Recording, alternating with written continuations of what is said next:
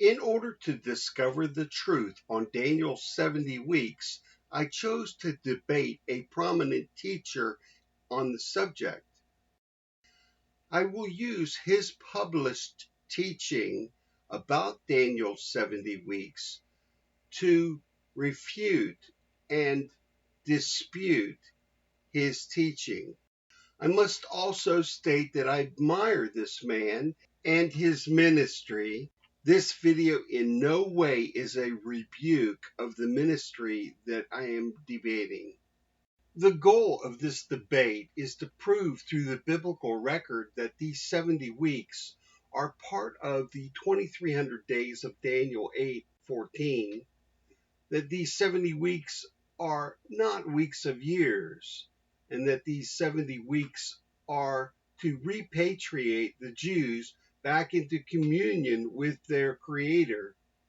That these 70 weeks are not a prophecy projecting the arrival of the true Messiah around the first century, but are part of a predetermined process to incorporate the Jews back into fellowship with their Creator at the end of time.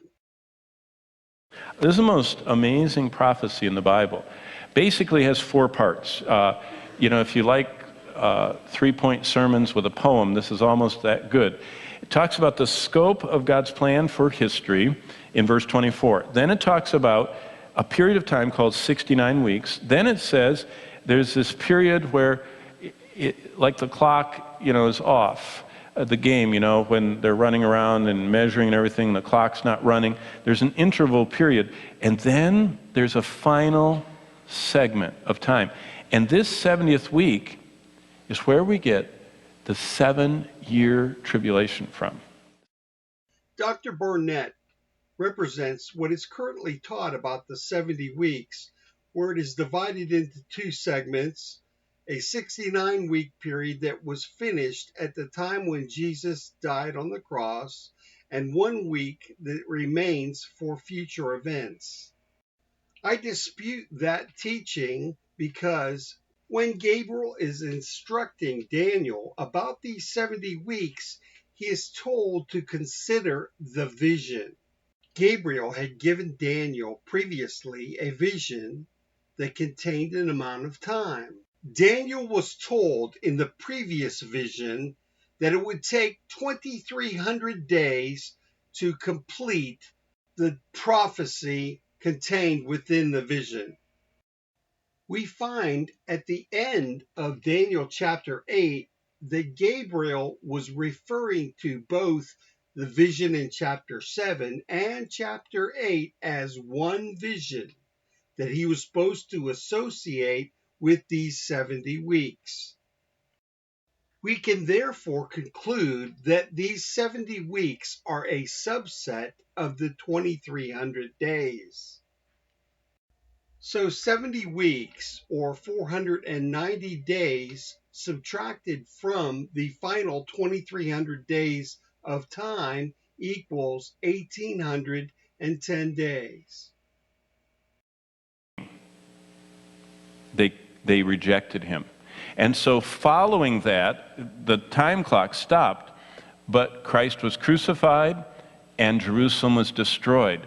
And there's an indeterminate amount of time. It's called an interval.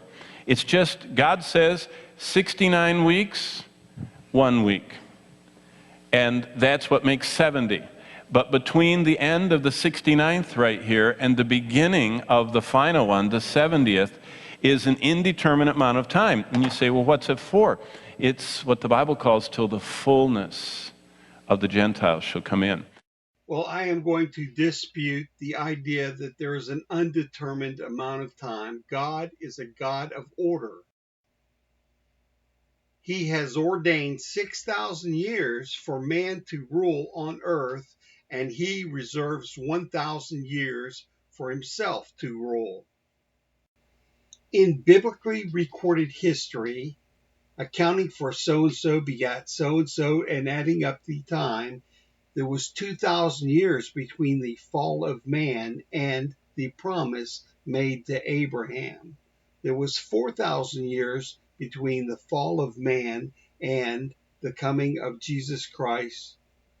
Peter instructs us not to be ignorant of this one thing. One day is equal to 1,000 years of man's time, and 1,000 years is equal to one day. Understanding that God gave man 6 days to labor, and that would be 6,000 years of rule, and he has reserved 1,000 years for himself, we can see how quickly we are approaching that 6,000 year end of man's rule on earth. The first distortion we are recording is the 70 weeks are associated with a vision we are told takes place at the very end of time and not over many centuries. Therefore, understand the matter and consider the vision. 70 weeks are determined upon thy people and upon thy holy city. Therefore, understand the matter and consider the vision. 70 weeks are determined upon thy people and upon thy holy city. Therefore, understand the matter and consider the vision. Gabriel, make this man to understand the vision. So he came near where I stood, and when he came, I was afraid, and fell upon my face. But he said unto me, Understand, O Son of Man, for at the time of the end shall be the vision. For at the time of the end shall be the vision. For at the time of the end shall be the vision. How long shall be the vision concerning the daily sacrifice, and the transgression of desolation, to give both the sanctuary and the host to be trodden under foot? And he said unto me, Unto 2,300 days. Then shall the sanctuary be cleansed. Basically, what he's saying is the 69 weeks go from when the commandment came from the secular king that they could restore Jerusalem until Jesus offered himself. You know, Zechariah 9:9, Behold, your king comes, meek and lowly, sitting on the colt of a donkey. And when Jesus came riding into town on the donkey, and they threw their clothes down, their cloaks, and put the palm branches, it was 483 years. Now, if you look on the calendar, actually it's 445 BC to 30 AD, and that's 475 years, but they have not always calculated years as 360 days. We have a Gregorian calendar, we also have the Julian calendar. There have been so many corrections, but if you look at Jewish years, which are 360-day years, not 364 and a half or 5 1/4. To make this theory work, we are being asked to believe that humanity lost track of when the earth went through a winter and a summer so many times to make this timeline fit. In the process of reason, a man named Occam developed a principle called Occam's razor. Given several possible explanations, the simplest one is probably right. The least complicated explanation is probably the right one. Let's see if we can't put forward a more reasonable solution for these 70 weeks. In the book of Revelation, we are given figures of time, beginning with Trump 5, with a 5-month plague, followed by an army that takes 1 year, 1 month, and 1 day. We are made aware that the Antichrist gets 42 months, which is 1,260 days, and the only figure missing to equal 2,300 days is these 70 weeks. You can see how it all adds up. And we didn't need to distort the text of the Bible. The second distortion we are recording is that the 70 weeks are assigned another value of weeks of years rather than the stated term of weeks. Let me show you what I mean by that. In your Bibles, verse 24, 70 weeks. Now, it doesn't really say weeks. It's actually an interesting term that in English would be the word heptads. It's like the word dozens. What does dozens mean? It means groups of what? 12s, yeah. Heptads means groups of 7s. So this heptadic structure is revolving around the number 7. So it says 70 In distortion number 3, we find the object of the 70 weeks is misrepresented. Each of these actions represents a final action in the end of time, not over hundreds of years.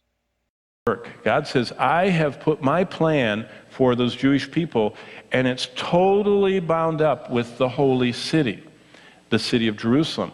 And then he says, and this is a study in itself, to finish the transgression, to make an end of sins, to make reconciliation for iniquity, to bring in everlasting righteousness. Wow, what on earth is that? There's only one thing. There's only one thing that finished transgressions, made an end of sin, reconciled iniquities, and brought in everlasting righteousness, and that's the cross of Christ.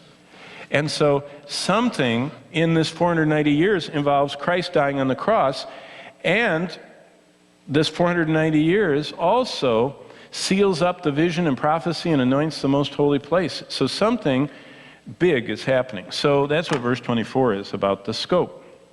In the fourth distortion, we find the adding of 7 years to the stated text. The text states after 62 weeks, which means that they have incorporated the 7 weeks to build the temple and the rest of the 62 weeks. The text would have read after 69 weeks, not after 62 weeks. Part 2, remember there are 4 parts, is the 69 weeks. Now look at verse 25. Know therefore and understand that from the going forth of the command to restore and build Jerusalem. So Artaxerxes tells them that they can go back and rebuild Jerusalem. So from that command unto Messiah the King. Now let's go back to the text, verse 26. After these 62 plus the 7 that has already been mentioned, after these 69 weeks or 483 years, something is going to happen. The fifth distortion is actually within the translator itself. Messiah, be cut off, was translated incorrectly using the definition of the root word rather than the word being used. You can verify this within your own Strong's or Young's Concordance, where you will find that it meant specifically to covenant. So this verse is actually speaking of the Antichrist. It's the prince of the covenant. He makes a covenant with the Jews. The correct translation would have said, anointed one, be covenanted. After that, Messiah will be cut off. What's that? That's the crucifixion. The Messiah was crucified. And not for himself, it's a substitutionary atonement. And the people of the prince that shall come will destroy the city. Who crucified Jesus and who destroyed Jerusalem in AD 70? What nation of people? Romans, okay? So the Romans, see, all of this is very historically validated. The people that destroyed the city of Jerusalem and the temple were the Romans. But notice what it says. The people, the Romans, of, whoa, who's that? The prince that shall come, we know him, we meet him in Revelation 13, beast. He's the Antichrist. So let's try to bring some clarity to these 70 weeks. Gabriel was told to make Daniel to understand the vision in chapter 8.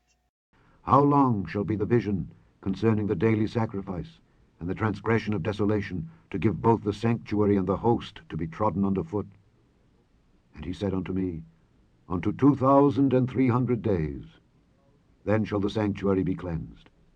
Because we know this vision takes place at the end of time, we can plug it into the book of Revelation. We therefore added up the amounts of time that the book of Revelation gives us for the events located within the trumps. We discovered that trump 5 gives us the amount of 5 months or 154 days. We also discovered that there was an army that utilizes 1 day, 1 month, and 1 year or 396 days. We were able to add the amount of time the Antichrist reigns as 42 months or 1260 days.